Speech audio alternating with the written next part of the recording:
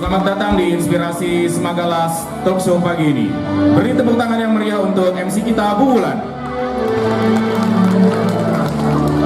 Semangat pagi, Semagalas muda.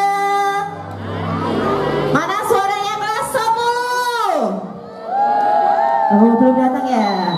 Suaranya kelas 11. Oke. Suaranya kelas 12. Waduh, belum semangat. Anak-anak yang masih di sana boleh kumpul di sini dong. Sini aja. Oke. Selamat pagi semuanya. Assalamualaikum warahmatullahi wabarakatuh.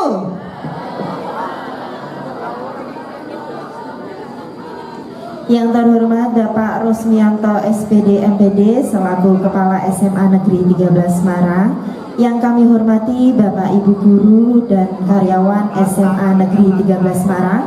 Kembali lagi dalam acara Semagalas Live Talk Show. Anak-anak sudah siap pagi ini? Siap ya? Oke. Nah, tema kali ini adalah Semagalas Berani Berprestasi. Narasumber kita ada top 3 eligible dari IPA dan IPS. Ada yang tahu nggak sih eligible itu apa? Langsung dapat door prize ini Pak Yul. Siapa yang tahu eligible itu apa? Sini dong. Oh enggak. Iya, dapat hadiah sini. Berdiri. Eligible itu peringkat paralel. Oke, peringkat paralel. Boleh, nggak apa-apa. Boleh lah ya untuk pemanasan.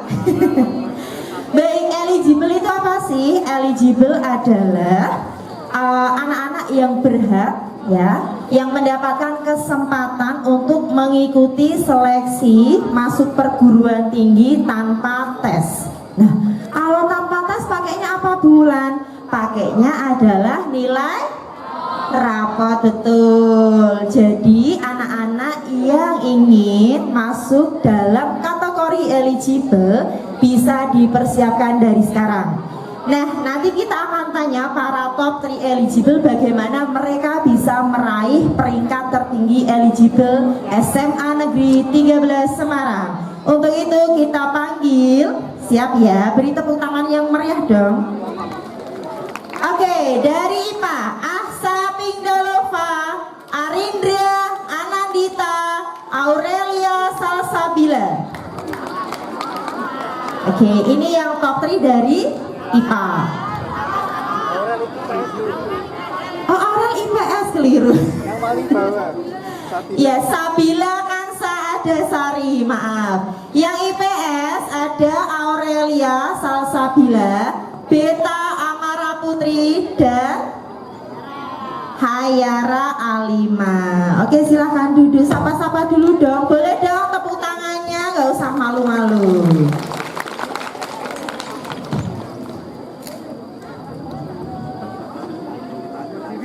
Baik, kita mulai ya anak-anak ya. Yang di depan boleh mencatat tips dan triknya bagaimana kakak-kakak bisa mencapai top 3 eligible.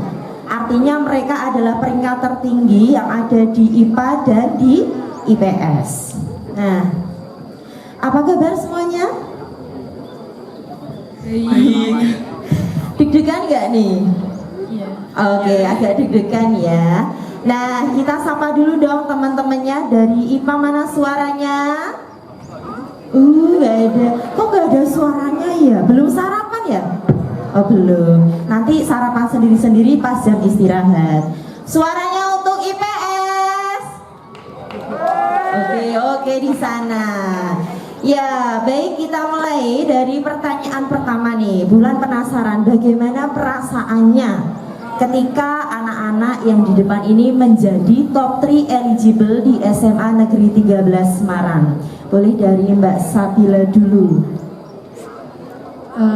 Dari saya ya perasaannya bersyukur bisa di top 3 ini, tapi perjuangan untuk dapat ini juga nggak mudah karena mempertahankan dari semester 1 sampai 5 juga ya.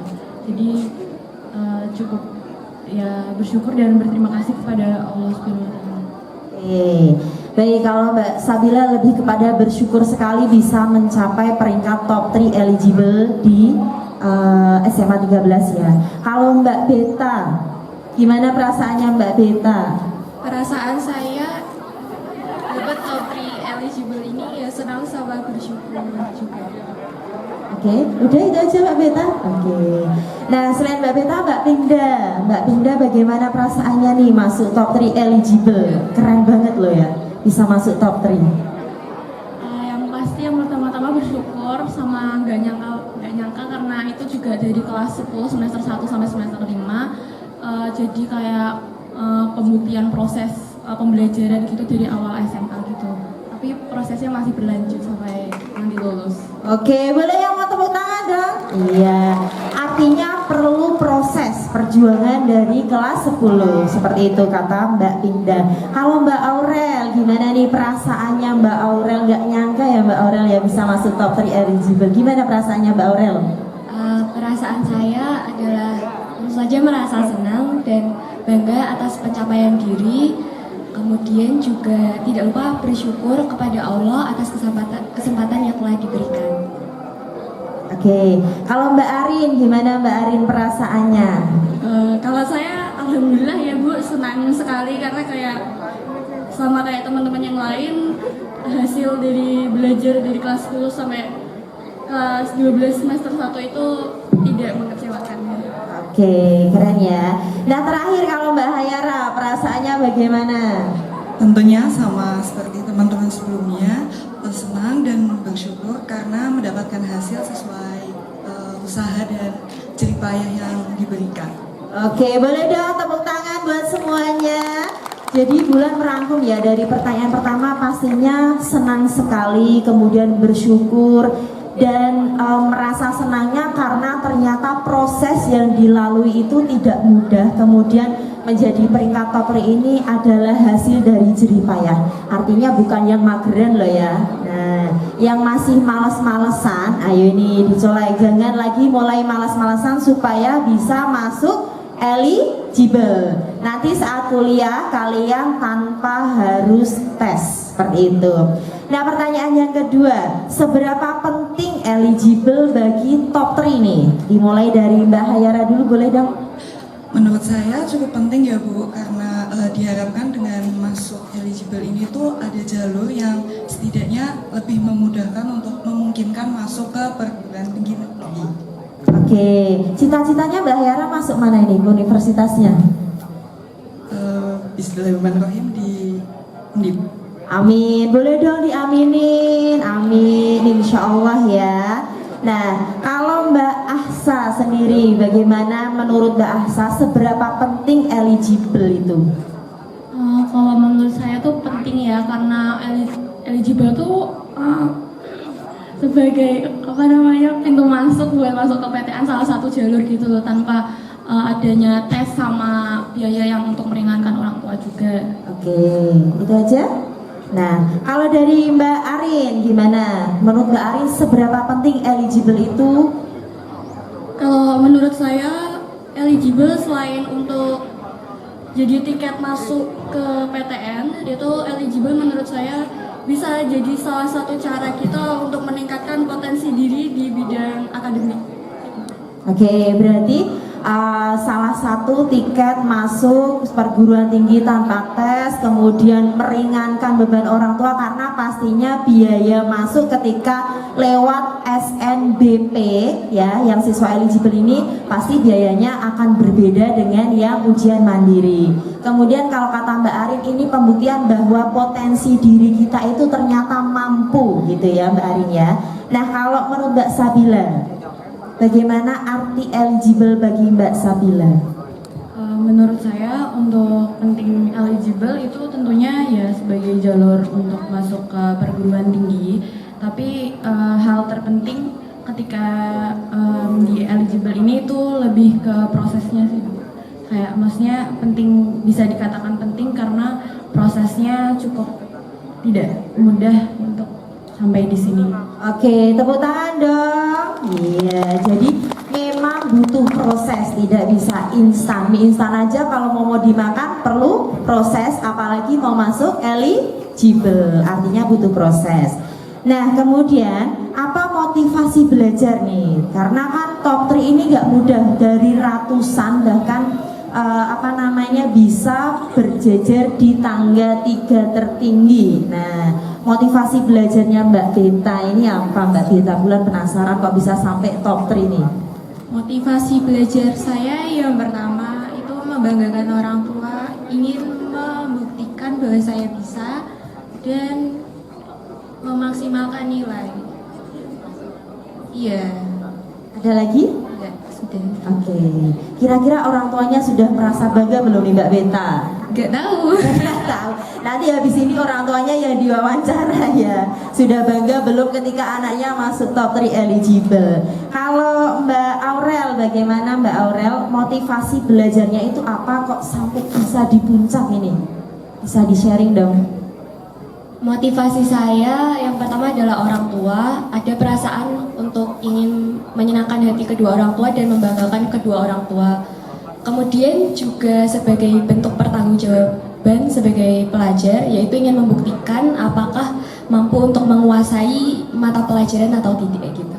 Oke, berarti rata-rata ternyata motivasinya adalah membanggakan orang tua. Siapa di sini yang mau membanggakan orang tuanya?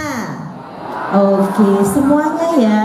Maka dari itu, mulai dari sekarang pastikan kalian dimaksimalkan potensinya sehingga bisa membanggakan orang tua, masuk eligible, lanjut ke perguruan tinggi negeri yang keren ya. Kemudian lewatnya jalur prestasi. Wah, pasti orang tua anakku masuk ke jalur prestasi di Undip. Wah, pasti bangga sekali akan diceritakan ke teman-temannya seperti itu. Nah, pastinya dalam mencapai puncak ini masuk eligible ada kesulitan. Tidak mungkin prosesnya langsung bus kayak jalan tol, nggak mungkin ya, nggak mungkin semulus itu.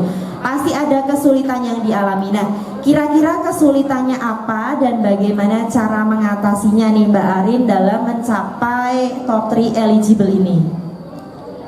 Kalau saya, masalah dan kesulitan yang saya alami selama ini dan yang paling utama gitu Bu, biasanya tuh rasa malas. Oke, siapa yang masih malas? Sama ya, ternyata sama, manusiawi. Lalu bagaimana Mbak Arin mengatasi malas itu?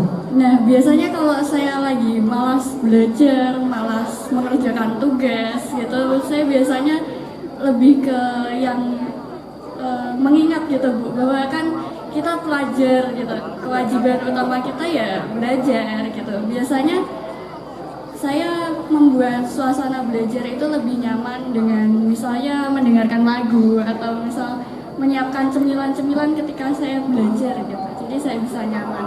Oke, jadi tantangannya dari dalam diri sendiri ternyata Mbak Arin ya, masih ada rasa malas, kemudian untuk mengatasinya dengan menyiapkan suasana belajar yang senyaman mungkin, ada cemilan sambil mendengarkan musik. Nah, itu berarti dari dalam diri. Nah, kalau Mbak Beta nih, Mbak Beta pernah nggak mengalami kesulitan dan bagaimana cara mengatasinya? Tentu saja pernah. Kalau kondisi lingkungan yang kurang kondusif itu kayak berisik, itu jadi belajar gak fokus. Berarti Mbak Beta termasuk yang auditori ya? Kalau ada suara berisik ke distract belajarnya? Iya. Oke, bagaimana cara mengatasinya Mbak Beta? Mengulang kembali materi di rumah. Oke, di rumah kira-kira biasanya jam berapa nih Mbak Beta kalau mengulang materi? Malam sih, Oh, malamnya. Malamnya jam berapa Mbak? habis sholat isya. Oh, habis sholat isya. Tuh dengerin ya, habis sholat isya rebahan ya. Tetap buat belajar, mengulang materi pelajaran. Ada lagi Mbak Beta? Sudah cukup. Oke. Kalau Mbak Hayara, kesulitannya apa nih Mbak Hayara? Kalau saya sendiri karena saya kan aktif dalam beberapa organisasi. Oke. Tentunya hal yang saya hadapi kesulitannya itu kayak sulit membagi waktu gitu Bu. Tapi cara saya mengatasi kesulitan tersebut yaitu dengan membuat jadwal biar gak tabrakan untuk beberapa kegiatan yang ada. Oke, yang anak-anak organisasi nih dengerin Mbak Hayara, ternyata manajemen waktu itu juga penting. Caranya dengan membuat jadwal. Nah, yang terakhir mungkin dari Mbak Aurel, kesulitannya apa dan bagaimana cara mengatasinya nih Mbak Aurel? Kesulitan saya itu khususnya di fasilitas yang tersedia. Oke, fasilitas yang tersedia. Contohnya apa nih Mbak Aurel? Semisal pembelajaran yang perlu menggunakan proyektor itu terkadang mati atau tidak bisa digunakan gitu. Kemudian juga di speakernya itu terkadang tidak bisa, dan kalau misal kipas angin juga. Oh, jadi kipas angin ya. Mungkin suasana belajarnya kurang nyaman karena kipasnya mati, proyektornya. Oke, itu kan dari eksternal berarti. Bagaimana cara mengatasinya nih Mbak Aurel? Kalau kipasnya mati mungkin bawa sendiri ya? Iya, Oke. yang kecil itu. Oh, yang kecil portable. Teman-teman yang ngerasa kesulitan belajar karena ruangannya panas bisa bawa kipas portable nih kata Mbak Aurel biar fokus belajarnya. Jadi tantangan itu ada dalam diri dan ada dari lingkungan. Nah, bagaimana cara mengatasinya pasti ada dan tergantung niatnya. Diingat lagi tadi impiannya dan kewajiban kita sebagai pelajar. Nah, kemudian menurut kalian ya yang top 3, tips belajar yang efektif itu seperti apa? Nah, dari Mbak Sabila dulu. Oke, menurut saya tips belajar efektif dari saya sih cukup kayak menciptakan suasana belajar yang nyaman.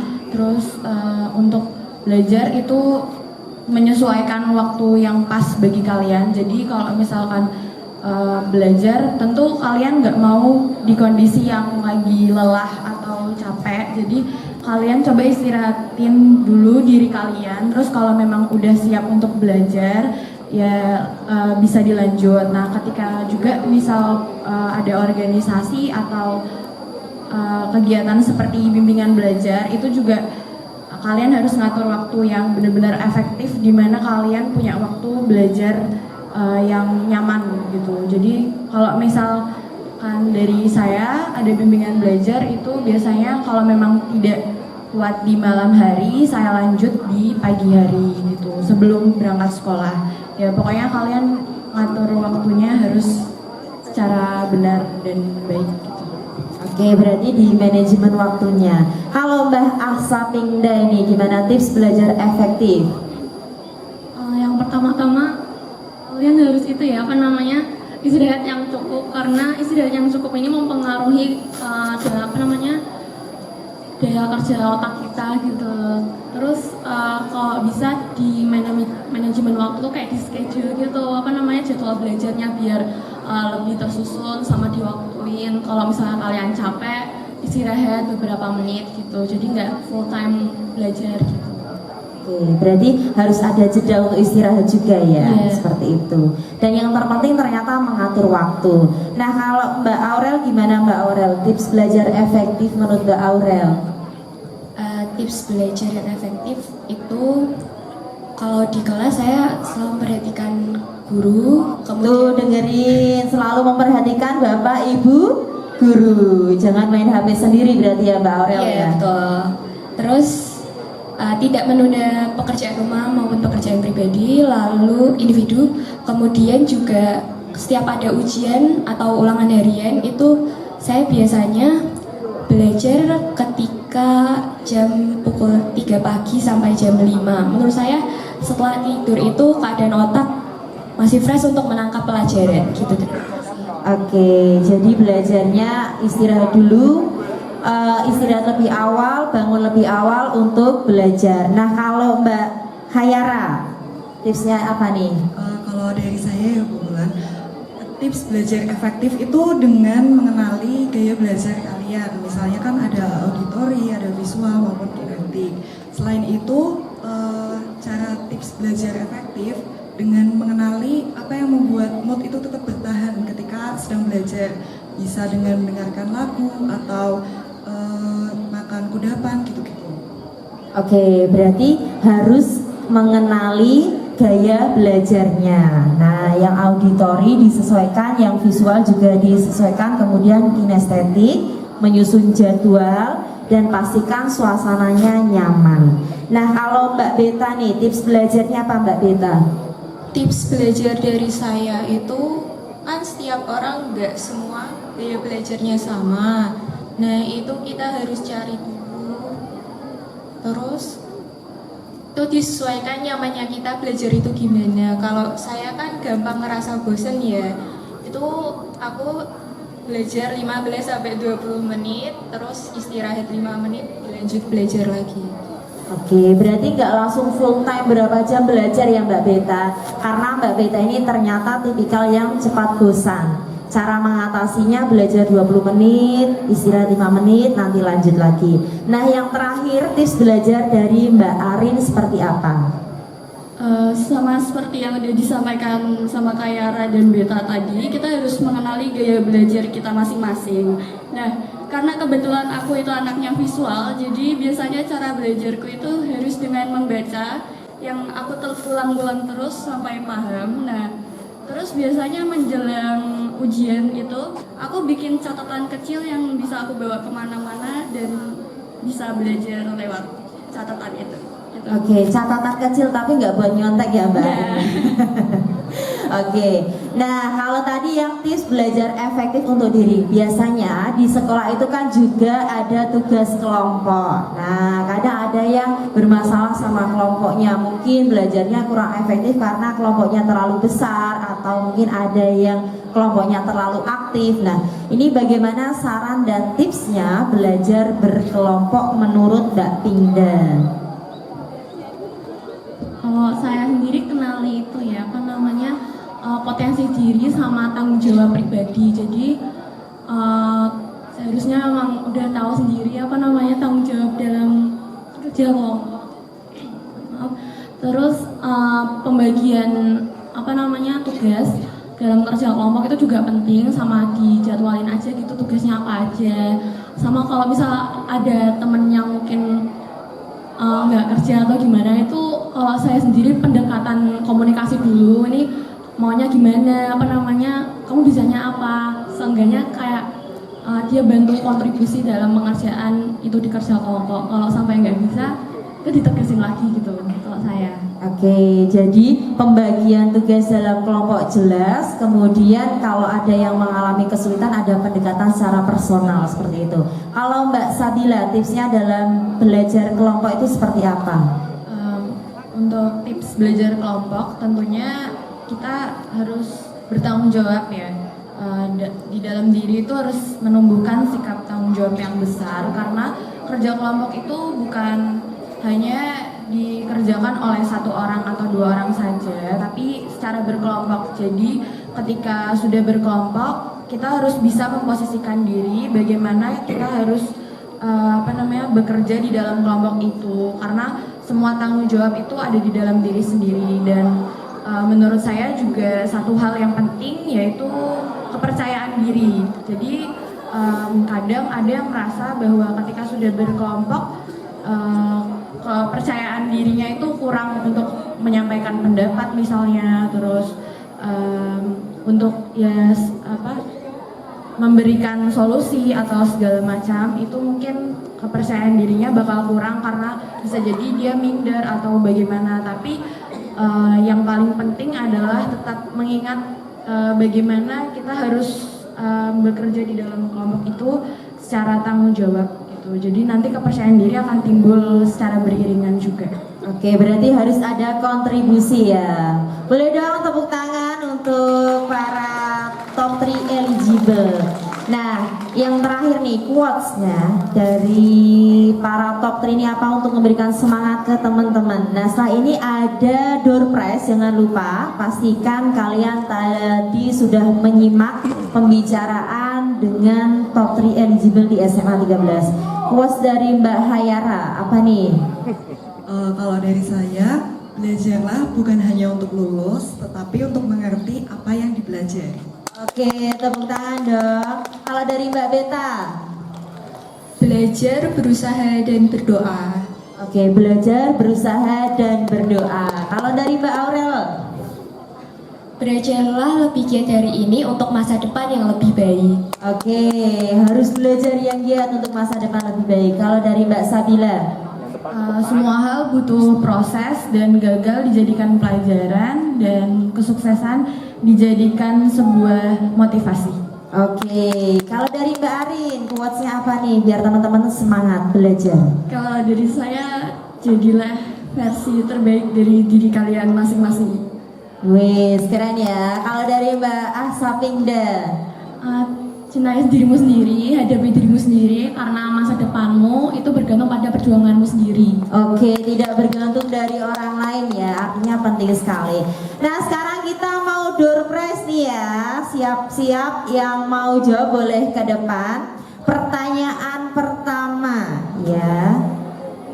Sudah subscribe YouTube-nya SMA 13? Sudah. Siapa yang tahu nama channel YouTube-nya SMA Negeri 13 Semarang? Boleh dong ke depan. Kok nggak ada, belum pada subscribe? Siapa yang sudah subscribe? Ayo, boleh ke depan. Siapa yang tahu YouTube? Ayul, oh ini. Udah ada. Siapa nih? Ya, yang kelas 10 ada yang tahu enggak? Ada yang tahu enggak nih? Oke, sini Galuh.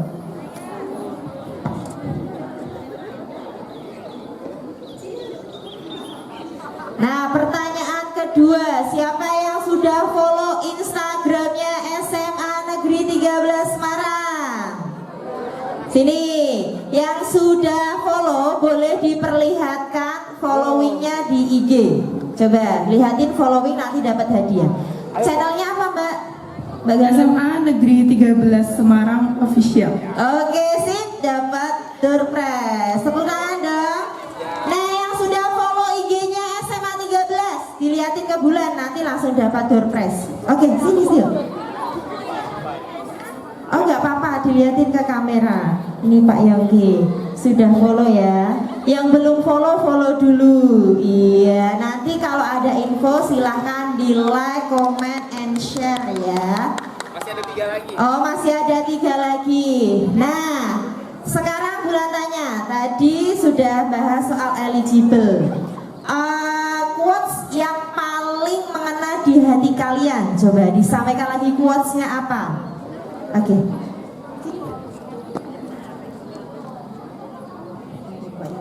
Quotes yang paling mengena dari kakak-kakak. Quotes dari Mbak Arin. Mbak Arin, bilangnya apa quotes dari Mbak Arin? Jadilah versi terbaik bagi dirimu sendiri. Oke, tepuk tangan. Dapat hadiah. Masih berapa Pak Yul hadiahnya? Masih ada 2. Nah, tips belajar efektif menurut Mbak Beta tadi apa ya? Siapa yang masih ingat ya? Tips belajar efektif menurut Mbak Beta. Ya? Yang Mbak Beta tuh orangnya bosenan gitu tadi. Bagaimana cara mengatasinya yang bos? Oh ya, Siva sini Pak. Ayo Cipa. Sini. Biar masuk kamera, nanti masuk YouTube terkenal. Ayo Siva, apa menurut Mbak Beta tadi? Kalau dari Mbak Beta kan tadi bilangnya Mbak Beta mudah bosan. Oke. Kalau belajar itu 20 menit belajar, 5 menit dibuat istirahat. Terus lanjut belajar lagi. Oke, bener ya Mbak Beta ya. Asik, dapat hadiah. Yui, dapat snack dari Pak Zul. Dan yang terakhir, apa ya kira-kira pertanyaannya ya? Nah, 6 orang. iya, siapa yang kenal dari top 3 eligible ini? 6 orang. Siapa yang berani menyebutkan namanya? Nggak usah lengkap, nggak apa-apa. Yang penting kenal aja. Nama panggilan. Ayo, disebutin satu-satu ini Mbak siapa, Mbak siapa? Sini, maju. Ayo. Mel. Ayo Mel. Ayo, sini dong. Ayo Mel. Iya, maju dong. Nggak apa-apa. Ini namanya ya. Semua harus kenal. Nek kenal malah bahaya. Sudah hampir 3 tahun ini. Iya. Nama lengkap? Nggak usah nama lengkap. Namanya aja. Ya, perkenalan dulu. Baik, Assalamualaikum warahmatullahi wabarakatuh. Waalaikumsalam warahmatullahi wabarakatuh. Nama saya Meutia Jaladewi dari kelas 12 MIPA 4. Nah, harus hafal nih berarti kita punya kelas 12. Dari sini dulu. Nama panggilan boleh? Boleh. Ini Aurel. Aurel. Bisa dipanggil Ocha. Oke, Ocha. Ini Beta, Heeh. Kayara, Terus? Sabila, Heeh. Arin, sama Pingda. Oke, tepuk tangan dong. Ternyata kenal, karena kalau 3 tahun nggak kenal nih bahaya.